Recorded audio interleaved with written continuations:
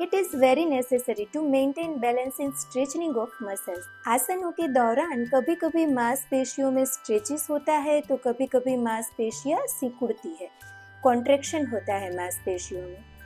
ये दोनों जो क्रिया है उसमें हमें बैलेंस बनाए रखना चाहिए। यदि हम ऐसा नहीं करते तो बार बार खींचने वाले मसल्स में मसल स्ट्रेन की समस्या हो सकती है, और जिस मसल ग्रुप को हम बार बार कॉन्ट्रैक्शन देते रहते हैं उस मसल ग्रुप में रिजिडिटी होने की संभावना बढ़ जाती है।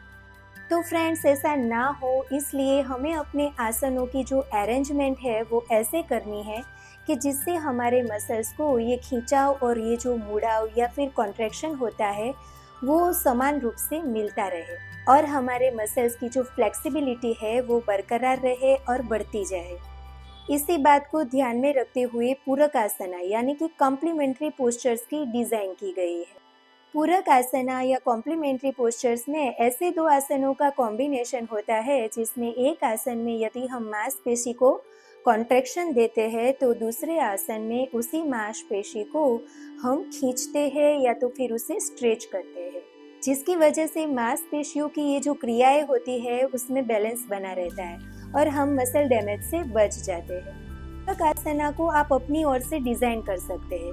सिंपली आपको एक ही बात को ध्यान में रखना है और उसे फॉलो करना है कि आप यदि आगे झुकने का कोई भी अभ्यास करते हैं तो उसके तुरंत बाद आपको ऐसा अभ्यास पसंद करना है कि जिसमें हमारा शरीर जो है वो पीछे की तरह मुड़े। यदि आप पहले पीछे की ओर मुड़ने का अभ्यास करते हैं तो उसके बाद आपको आगे झुकने का अभ्यास कर लेना है। यदि आप दाईं ओर अपने मांसपेशियों को मोड़ रहे हैं तो आपको समान रूप से बाईं ओर भी मांसपेशियों को मोड़ना है। और योगाभ्यास के अंत में अपने सभी मसल्स को रिलैक्स करने के लिए शवासन करना कतई नहीं भूलना है। शवासन में किए हुए रिलैक्सेशन से मांसपेशियों की जो स्ट्रेंथ है वो बढ़ती है। आइए देखते हैं एग्जाम्पल के तौर पर ऐसे ही कुछ पूरक आसना को।